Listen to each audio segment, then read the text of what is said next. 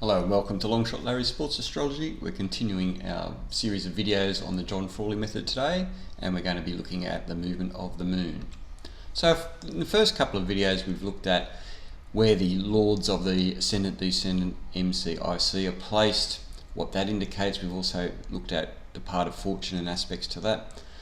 Quite often there's nothing happening with regards to those first two alignments, so the movement of the moon is quite common in determining the outcome of a game under this system. So how far do we move the moon? So it depends on how long the game goes for. So if the game is for 60 minutes or less duration in terms of regulation time, so regulation time, I mean, for example, NFL has 4 quarters of 15 minutes. Even though the game goes for 3 hours, in reality we've only got 60 minutes of actual regulation time. In that case, we move the moon 4 degrees. Most sports, we move the moon 5 degrees. So football, tennis, T20 cricket, rugby. One day cricket, 12 to 13 degrees. It goes for quite a long time. If you're interested in test cricket, I suggest you have a look at the book. It's got rules for that. If there is the possibility of overtime, we can move the moon an extra degree. What aspects are we looking for? The 5 main ones: conjunction, square, opposition, trine and sextile. What are they aspecting? Well, if the moon's going to aspect the lord of the 1st or the 10th, any aspect, even opposition or square, that is an indication the favourite will win. If it's going to aspect the lord of the 7th or the 4th, that is an indication the underdog will win. So any aspect is positive. Even the moon, for example, opposing the lord of the 1st, that is still an indication the favourite will win. With anti-scion positions, it's really only the conjunction and opposition that are strong enough. The sextile, squares, trines are relatively weak. They're the aspects we're looking for.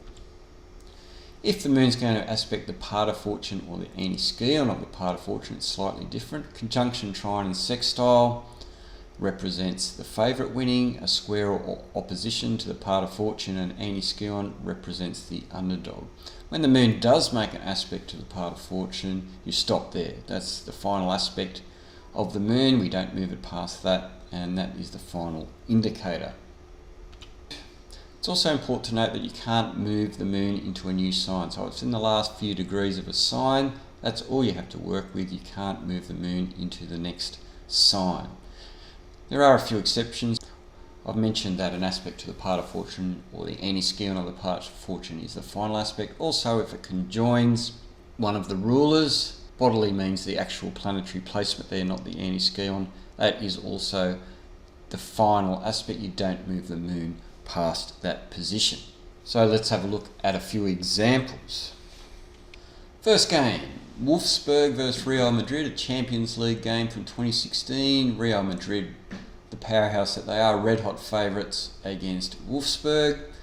So Real Madrid are going to be represented by Libra here on the ascendant and its ruler Venus, and Leo on the midheaven and its ruler the Sun. Wolfsburg are going to be Aries and its ruler Mars, and the IC Aquarius and its ruler Saturn. So straight away you can see that the moon is trine Mars in less than a degree, which rules the descendant. Won't make any further aspects, so that's one for the underdog.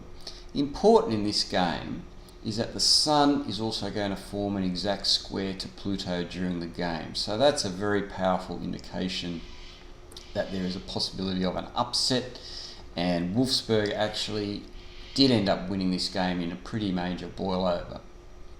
So rugby league game. So rugby league, we can move the moon 5 degrees. Manly were at home to the Gold Coast. Gold Coast were favourites. I've used this chart before.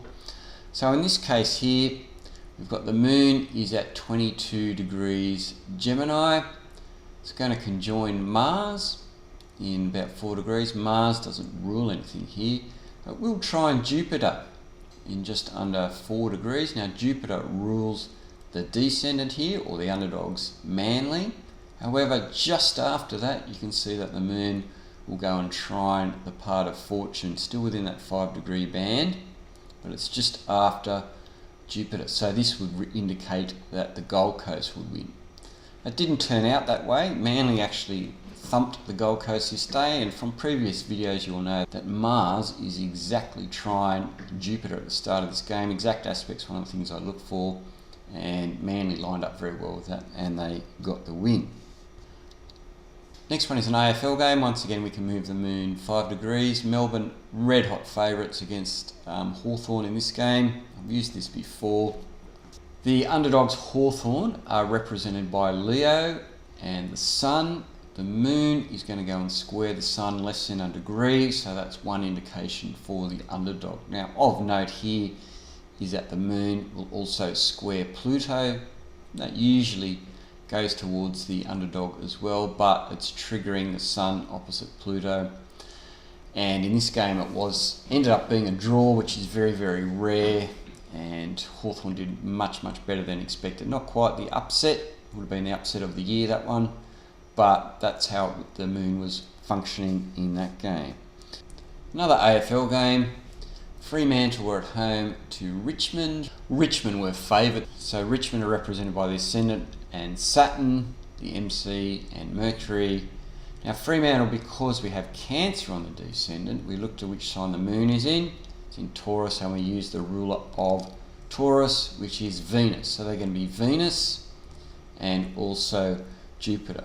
So in this one here, we can see that the moon is first of all going to oppose the anti-scion of Saturn up here, 2 degrees. Saturn rules the ascendant, that's one for the favourites.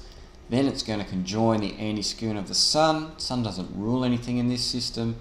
And in at 4 degrees it's going to conjoin the anti-scion of Mercury, which rules the MC. So that indicates the favourite Richmond should win. However, Fremantle won this game. Why is that? I would put it down to Neptune being exactly on the IC here. One of my previous videos we talked about planets on an angles influencing a game. So it doesn't work all the time. So this next one's an NFL game. Carolina were away to the New York Giants. Carolina were favourites. NFL, we only can move the moon 4 degrees because of 60 minutes. If it looks close, you might move it an extra degree because overtime is possible. Now in this chart here, we've got the moon is going to oppose Venus in 2 degrees. Venus rules the 4th house, the IC, which represents the New York Giants, as they are the underdogs. That is the final aspect the moon makes, and in this case the New York Giants did end up winning quite convincingly. Next one is a T20 international cricket game. So we can move the moon 5 degrees. Australia is at home to Sri Lanka. Australia are favourites, quite strong favourites. It is important to note here that Australia was resting its 3 big bowlers, Cummins, Stark and Hazelwood. So there's something a little bit different about this game. They had won all the games previously. So Australia is represented by Leo and the Sun, Taurus on the MC and Venus, Sri Lanka, Aquarius on the descendant and its ruler Saturn, Scorpio on the IC and its ruler Mars. And this one's quite a good example.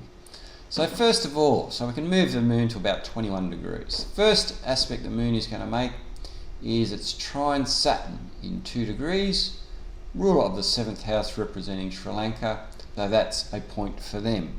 However, then in 4 degrees, or just under 4 degrees, it's going to go and square Venus. Venus rules the 10th house, so that's one for Australia, but the final aspect it will make is it will then go and square Mars. Now Mars rules the IC, which represents the underdog Sri Lanka, and Sri Lanka ended up winning this game. Last one we're going to look at, we've looked at this chart before, Sydney at home to North Melbourne, another AFL game, so 5 degrees of movement. Sydney red hot favourites, unbackable favourites really.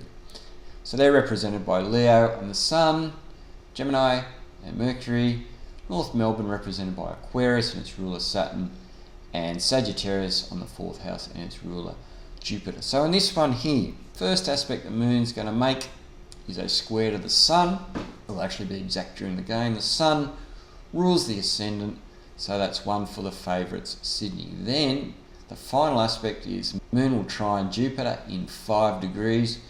Jupiter rules the IC, so theoretically North Melbourne should win. Unfortunately, they didn't. Sydney did end up winning. North Melbourne did put in a much better performance, got very, very close, but fell over right at the end. So you just need to be aware that it doesn't always work. However, North Melbourne did play a lot better than expected. So thanks for watching. Hope you found this useful. Please like, make a comment, subscribe, support the channel so we can do more videos, and we'll see you in the next one.